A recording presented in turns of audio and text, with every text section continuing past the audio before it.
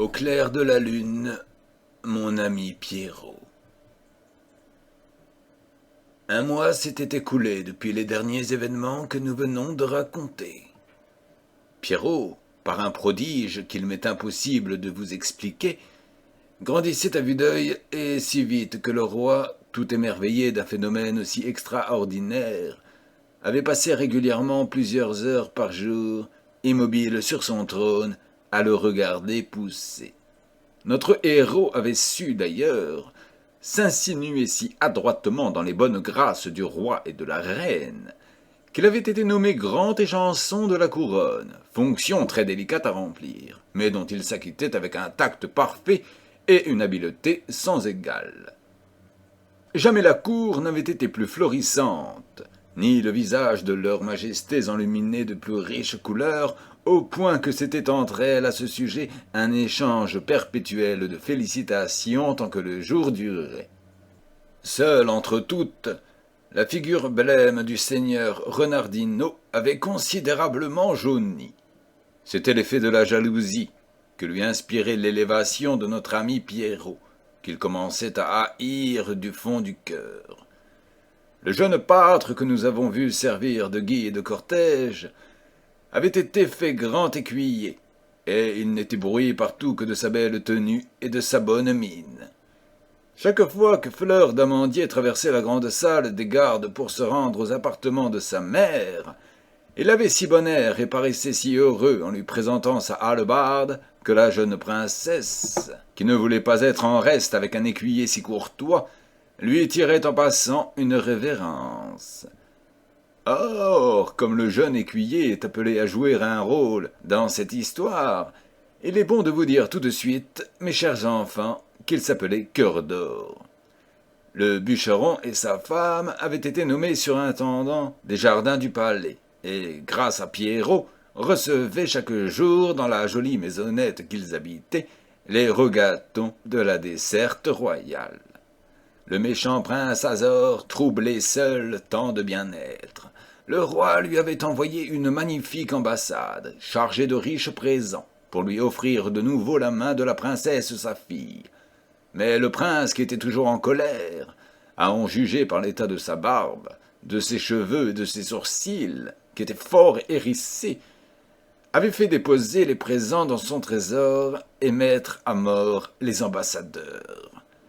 Après cet exécrable attentat, il avait écrit de sa propre main un message au roi, dans lequel il lui faisait à savoir qu'il commencerait contre son royaume une guerre d'extermination au printemps prochain, et qu'il ne se tiendrait pour content que lorsqu'il aurait haché, lui, toute sa famille et tout son peuple menu comme chair à pâté. Lorsque les premières alarmes que cette nouvelle avait fait naître furent dissipées, le roi avisa aux moyens de pourvoir à la défense de ses États. Il assembla à l'instant même tous les artistes de son royaume et fit peindre sur les remparts de la ville les figures de monstres et de bêtes féroces qu'il jugea les plus propres à jeter l'épouvante parmi ses ennemis. C'étaient des lions, des ours, des tigres, des panthères, qui allongeaient des griffes longues d'une lieue et qui ouvraient des gueules si larges qu'on voyait très distinctement et d'outre en outre leurs entrailles. Des crocodiles qui, ne sachant quel prétexte imaginer pour montrer leurs dents, avaient pris le parti de se promener tout bonnement les mâchoires béantes.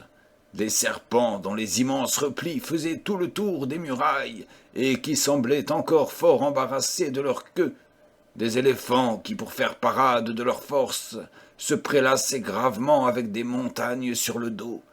Enfin, c'était une ménagerie comme on n'en avait jamais vu, mais d'un aspect si affreux que les citoyens n'osaient plus entrer dans la ville, ni en sortir, dans la crainte d'être dévorés. Cette œuvre de haute stratégie terminée, le roi passa la revue de ses troupes, et ce ne fut pas sans orgueil qu'il se vit à la tête d'une armée composée de 200 hommes d'infanterie et de 50 cavaliers.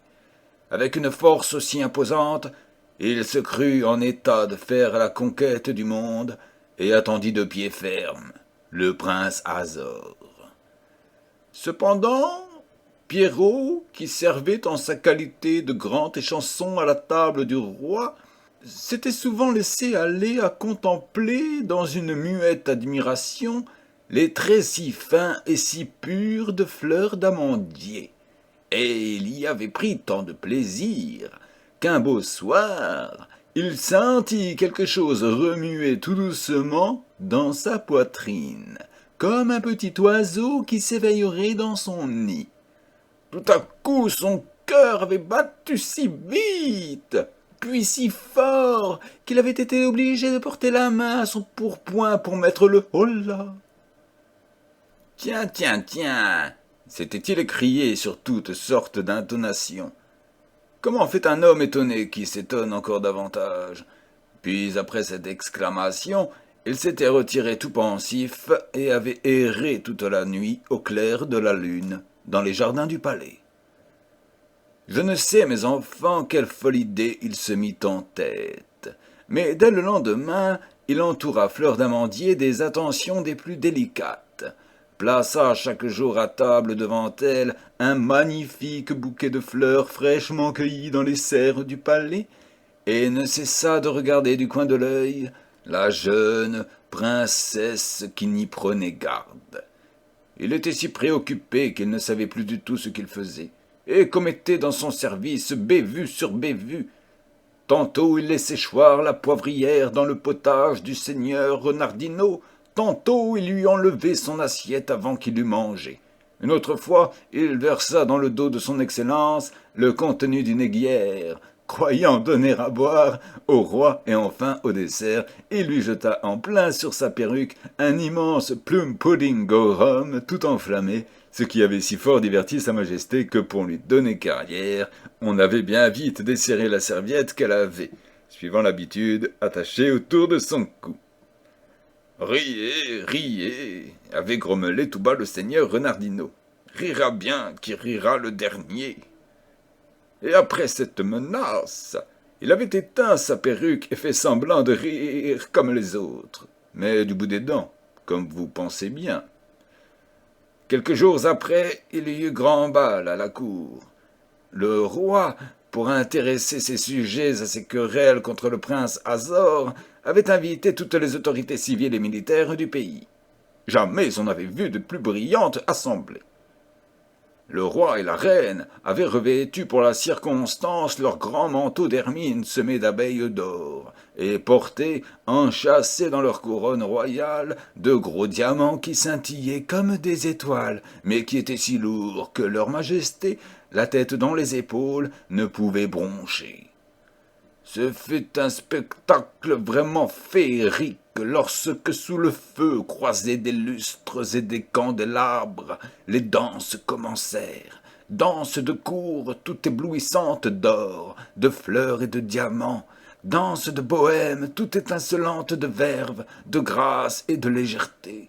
Pierrot fit des prodiges, et plusieurs fois le roi et la reine, n'y pouvant tenir, déposèrent leur couronne sur un fauteuil pour l'applaudir tout à l'aise.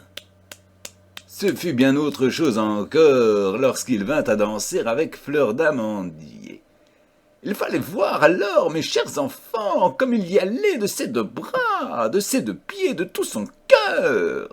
Comme il franchissait d'une enjambée la grande salle du bal, et revenait ensuite à petits bonds en sautillant comme un oiseau. Il fallait voir les pirouettes qu'il faisait, et comme il tourbillonnait sur lui-même. Son mouvement était si rapide que toute sa personne se voilait peu à peu d'une gaze légère, et bientôt se changeait en une vapeur blanche, indistincte et en apparence immobile. Ce n'était plus un homme, c'était un nuage. Mais il n'avait qu'à s'arrêter court. Le nuage se dissipait, et tout à coup, l'homme reparaissait. Toute l'assemblée prit à ce divertissement le plus grand plaisir. Et chaque fois que Pierrot disparaissait ou reparaissait, le roi ne manquait pas de s'écrier d'une voix tour à tour inquiète et joyeuse. « Ah, il n'y est plus? Le voilà !»